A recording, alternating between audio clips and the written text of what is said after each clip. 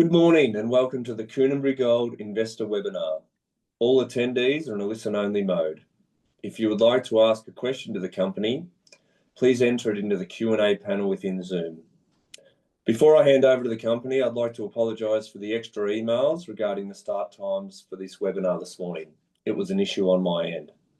I'll now hand over to Koonenberry Managing Director, Dan Power. Thank you, Dan. Thanks, Nathan, and good morning, everyone. Today I'm going to give you a run through of where we're at with Koonenberry and in particular with our Enmore project, which obviously we've been having some exciting results and gearing up for our next drilling phase.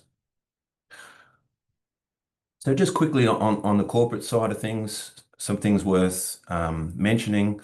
Obviously, in the last 6-12 months, been a great time for the company and for our shareholders.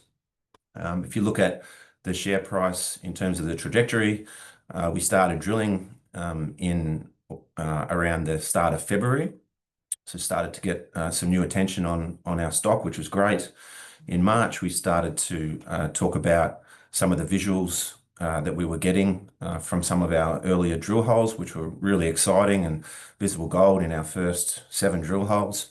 And then in April and May, we started reporting those results, which were, in my mind, quite exceptional and quite unique, and the best results that I've ever had as a geologist in my 25 plus years. And then obviously we had a bit of corporate activity where I think it's fair to say took a bit of the gloss off what we were doing, but also I'm very pleased to say that that's all behind us, and we currently have a great cash balance which will enable us to get back on the ground at our flagship project at Enmore, and start to really define that system and see what it can be. Now, during all that period, we've had great support from our cornerstones. Line selection, you would have seen up to 9.2%, and Lowell Resources with a good stake in us as well. Our board and management have expanded their position in the company with share purchases both on market and during capital raises, which says a lot about where we think the share price is going.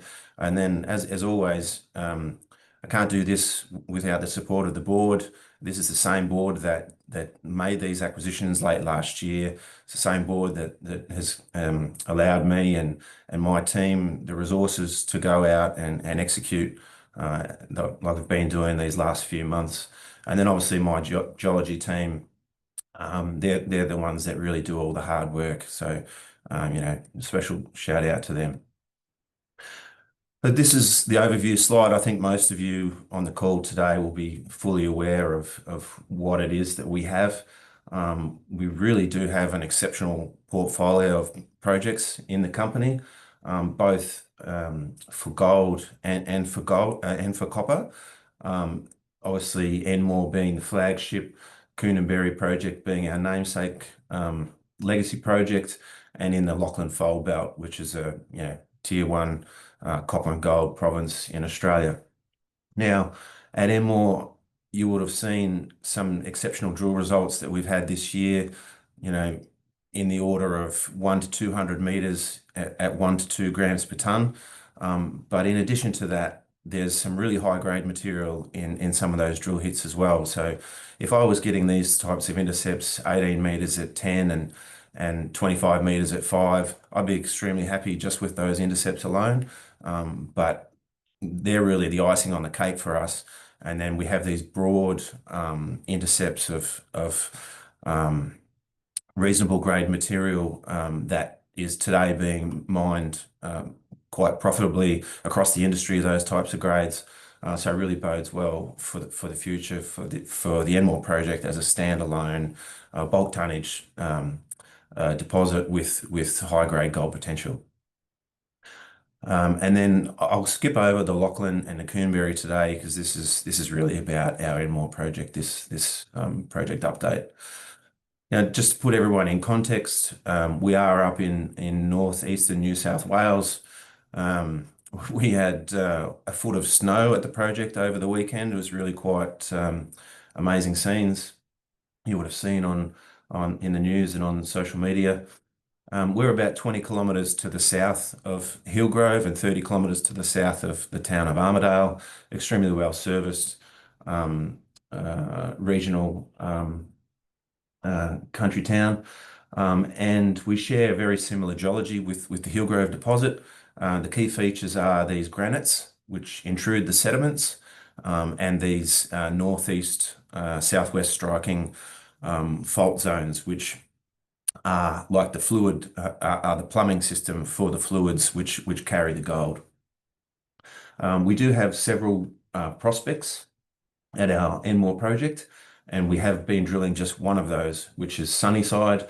In recent times, we've also highlighted great prospectivity and potential at this hand-in-hand prospect, where we see gold in rock chips and soils up to about 17 grams per tonne in rock chips.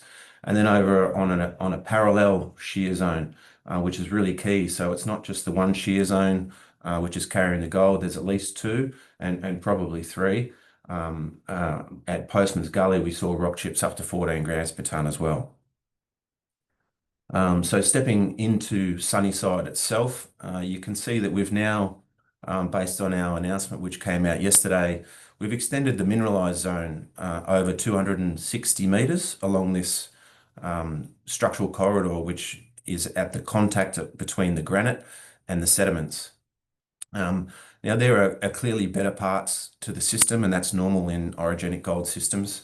But at the end of the day, what we're envisaging here is a bulk tonnage deposit where you can blend some of the lower grade material with some of the higher grade material and end up with grades that will make sense from a mining perspective.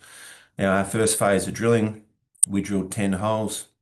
What we've learnt during that phase is that we basically have a true width of about 75 metres, where the deposit is, or where the mineralisation is at its where the drill holes have intersected mineralisation perpendicular to the mineralised zone. And we've also identified mineralisation from surface here. You can see these holes are in mineralisation from surface all the way down to 300 metres, and that remains open at depth. Now, it's worth remembering that at Hillgrove, just 20 kilometres away, they have mineralisation over a 900-metre vertical depth. So I have every confidence that this system is both open at depth and that we'll find more at depth in our second phase of drilling. Now, jumping through to some of the sections, you see this is hole 3, drilled perpendicular to the shear zone. We returned 100 metres at better than a gram, with 44 metres at almost 2 and 10 at 3.5 grams. That's really good mineralisation. You can see here that it really is consistently mineralised throughout those zones. It's not just being held up by a couple of good drill hits that are then smeared across wider intervals. It really is well mineralised. And then some higher grade material as well, which is always nice to see. Then hole 6 on the D section, again, that was a really good hole for us. 100 plus metres at better than a gram, with 80 metres at a gram and a half, and again 10 metres at better than 3 grams. So starting to show some continuity there between the drill sections. And one thing worth noting here is we've only drilled the one hole on each of these sections, and I know you guys are going to have questions for me later about what our next phase of drilling will look like. So we need to come back here and we need to drill holes that are both up dip, which is open, and also down dip, which is open, and to show continuity on these sections, and that'll enable us in time to come to put out mineral resource estimates and that type of thing. Now, quite interesting, we put this long section out yesterday. You can see that firstly, there's a lot of drill hits here that are greater than 100 gram meters. Now, I follow a lot of companies on the ASX. There'd be a lot of companies that would love to have a couple of hits at greater than 100 gram meters. I think we've already got 10 on this long section in our short history, and another 8 at greater than 25 gram meters. So it really does bode well for the future. And the other thing I'd like to point out is when we came to the southwest, some of the grades did drop away a little bit. We had 65 at 0.3 in hole number 9, and then in hole 7 we had 60 meters at 0.7. But it really does look to me and to my geology team that we might have actually drilled underneath it in this position. So we want to test up in here. So it is open, and we need some pierce points in this location to see if this higher grade material extends to surface up plunge in this type of orientation. And you can also see that it's very, very much open at depth and also along strike, if you think about this in 3 dimensions. Now, in a very short period of time, just in 6 months, 7 months of owning this project, we've been able to come in with a geological model, test that model, learn on the fly as we did during that first drilling campaign, and start to get a really good handle on the mineralization and the alteration, and that will help us for our second phase of drilling.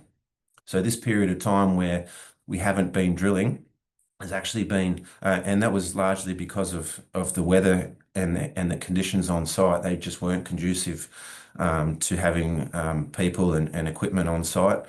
But it's really been a blessing for us to be able to understand the geology, and this will really help us in targeting our drilling going forward.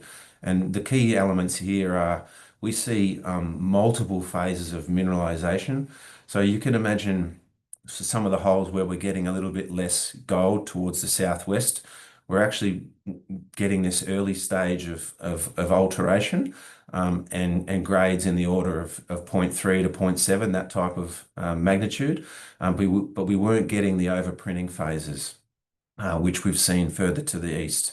And they're really key. So each of these phases introduces more gold. So the more phases that you have means the more gold that you have. And where we see really high grades of gold, that's where we get multiple overprinting phases of the mineralization. Now, I always like to look at what discoveries can look like at their early stages. And this is one that I like to use as an example. It's the Hemi deposit in the Pilbara, which is obviously owned by De Grey and now Northern Star, taken out $4-5 billion, if you don't mind. Now, they found 11 million ounces of gold in about 6-7 years from discovery. This is their share price when they first made the discovery, or a little bit after, I should say. They made the discovery in December, didn't really get much of a look in. Everyone was asleep for Christmas, and it wasn't until they came back and released some more results. But the things I'd like to point out here are, this is granite-hosted mineralization on the contact between granites and sediments. And you can see some of their drilling. So this is the Wilga deposit. It's a 2.5 million ounce gold deposit. And you can see that some of their drill hits are not too dissimilar to what we're seeing at Enmore.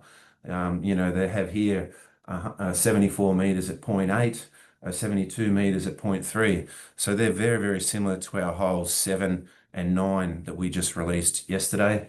And then some of these other drill intercepts, like 150 odd meters at 1, 150 odd meters at 1.5.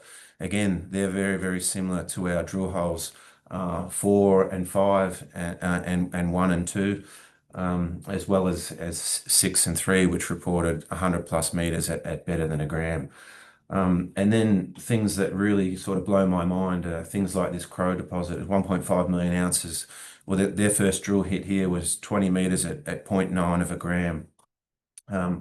So, extrapolate that back to what we're finding at Enmore. It is early stages for us, but, that's an opportunity for investors that can see what these things can become with more drilling and good geology. Now, this morning and yesterday, we're really building on the story at Sunnyside. And what we see at Sunnyside here is we've really just scratched the surface.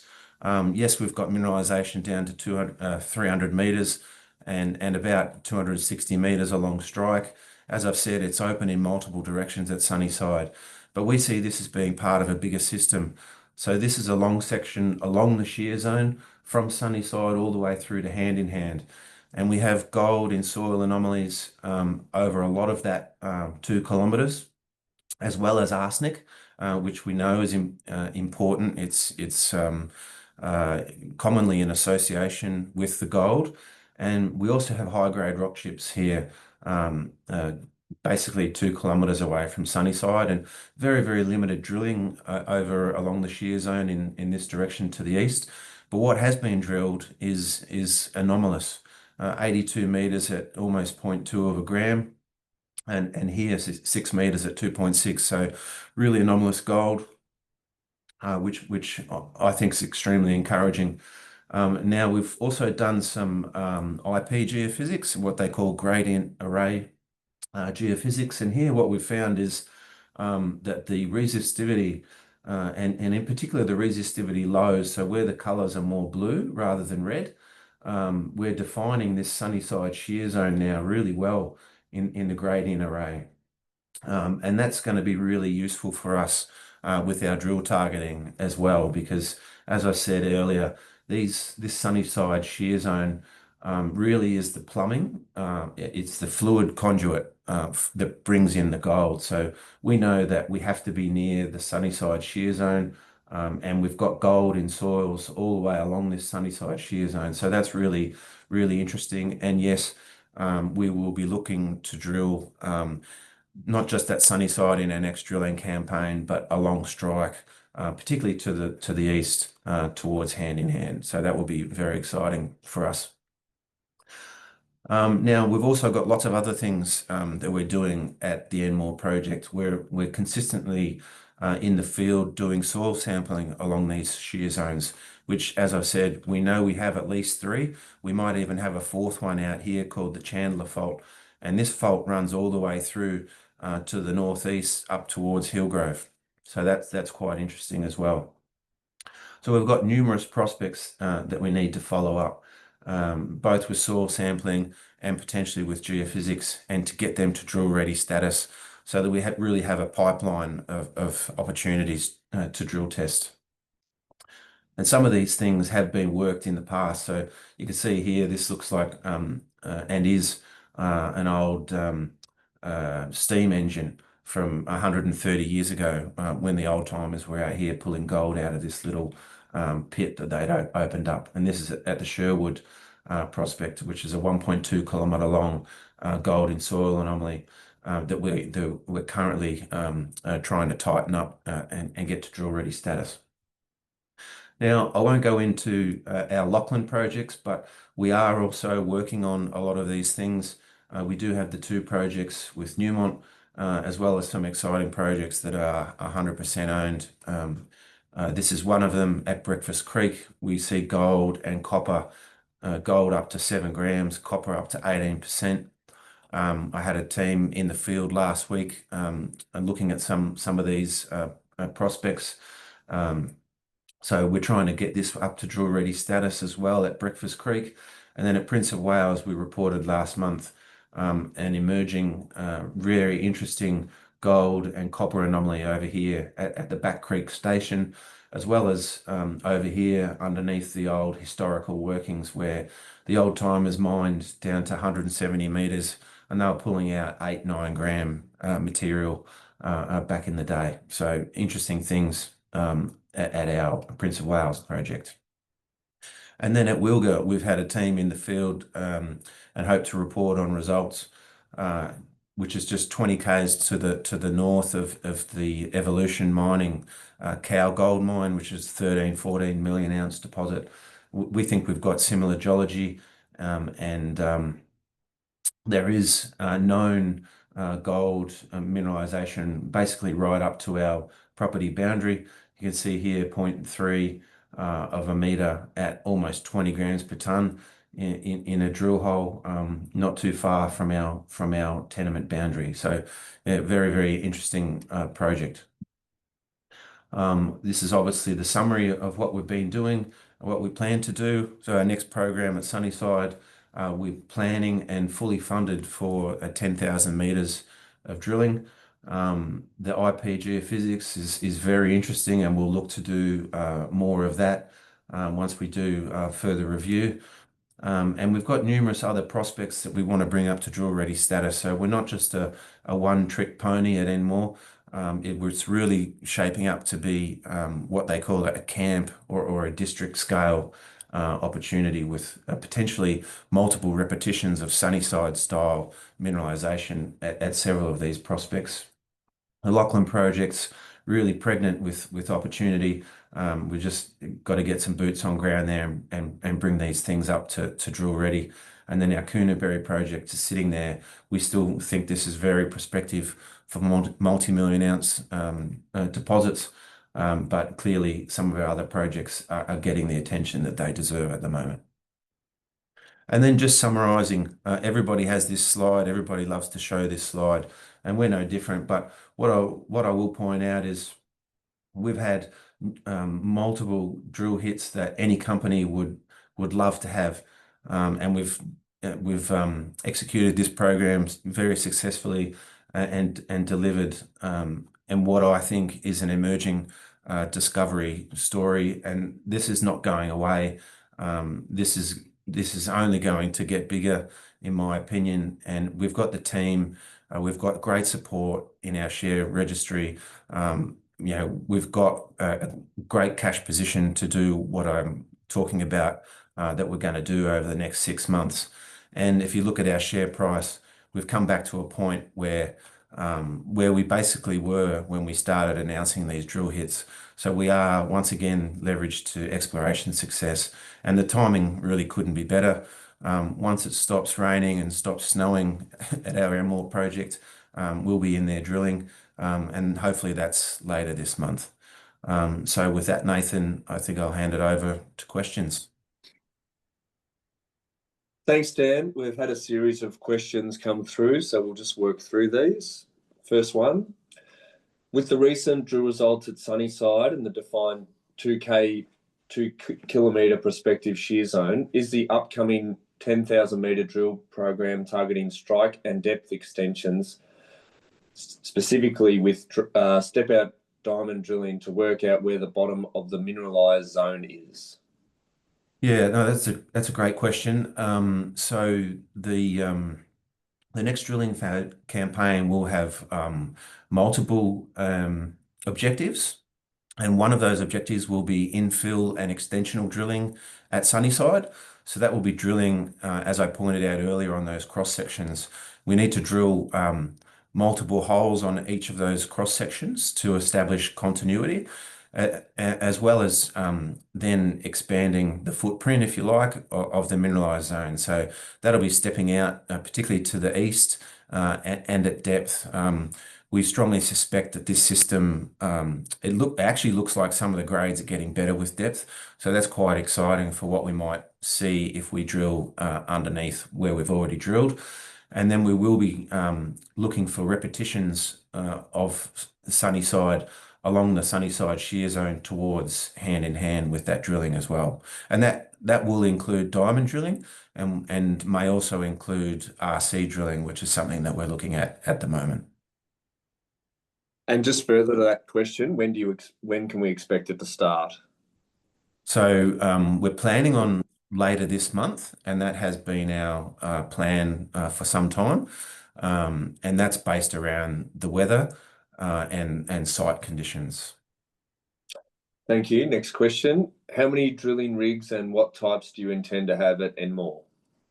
Yeah, so we'll kick off with just the one diamond rig initially, just because the weather conditions in the springtime, we can get a dump of rain and then be hamstrung again for site access. So instead of launching into multiple rigs, we'll kick off with the one, and then we'll look to bring in a second rig. As I say, that might be a diamond rig supplemented with an RC rig. That makes a lot of sense for us in terms of both achieving what we want to from an exploration point of view, and also managing budgets and efficiencies. Thank you. Will the planned drilling extend to other prospects at Enmore, such as Hand in Hand? Any regional targets further away from Sunnyside? Yeah, so it'll definitely extend to Hand in Hand, and we're also contemplating, or not contemplating, but as I said, we're trying to work up, if I can find it, our regional targets. So Sunnyside and Hand in Hand are both on the Sunnyside shear zone. We now know we have mineralisation along the Borer fault as well. So that at Postman's Gully and some of these other prospects along the Borer fault, they'll be deserving of drilling as well at some point. Thank you. What exploration is happening on other projects in the portfolio at the moment, and or planned before the end of the year?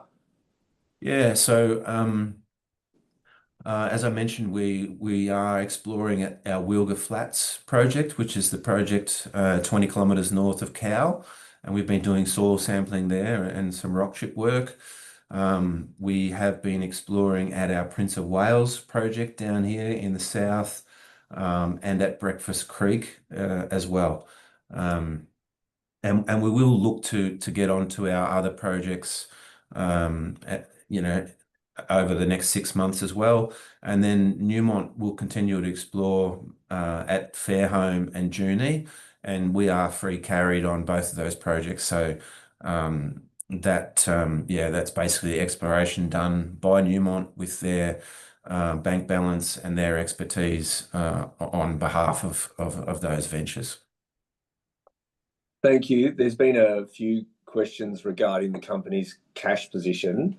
Yep. So I guess in summary, can you explain how much runway your current cash position provides? Yeah, so we've got 8.7 reported at the end of June. And that's a really healthy balance, and that will see us well and truly into next year in terms of a runway, and definitely sees that 10,000 meters fully funded. Okay, just a couple more. Can you explain why the granite is the preferred host for the mineralization and what that tells you about the system?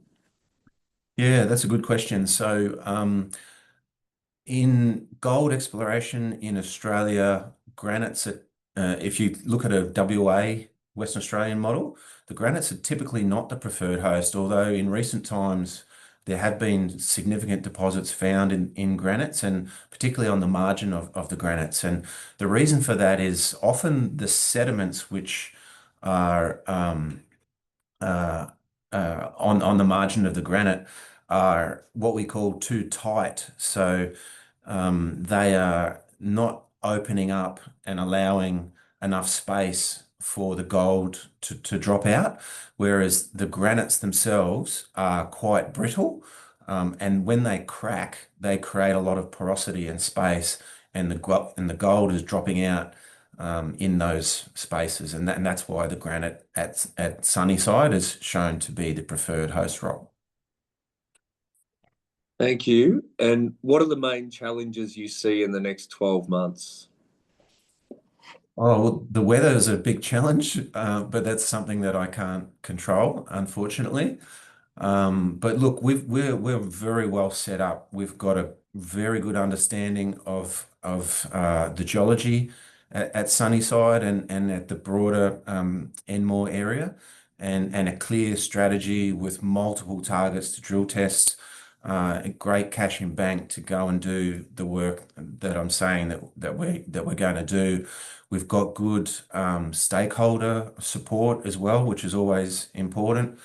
So I know that's not specifically answering what the challenges are, but I think we have more opportunities than challenges, to be quite honest. So yeah, it's exciting times, and not too far away, we'll be drilling again.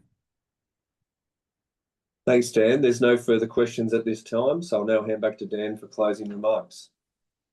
Yes, thanks, Nathan, and thanks for everyone for your patience this morning. I hope everybody got a lot out of this presentation. I'm always open to chat to shareholders if you can reach out, that's fine. And yeah, I'll just reiterate again that I think we are really on something very significant here in terms of the emerging discovery story. And the mineralization that we've found, it's not going away. It's only going to get bigger, in my opinion. And the next phase of drilling will be key for us to determine just how big that can be.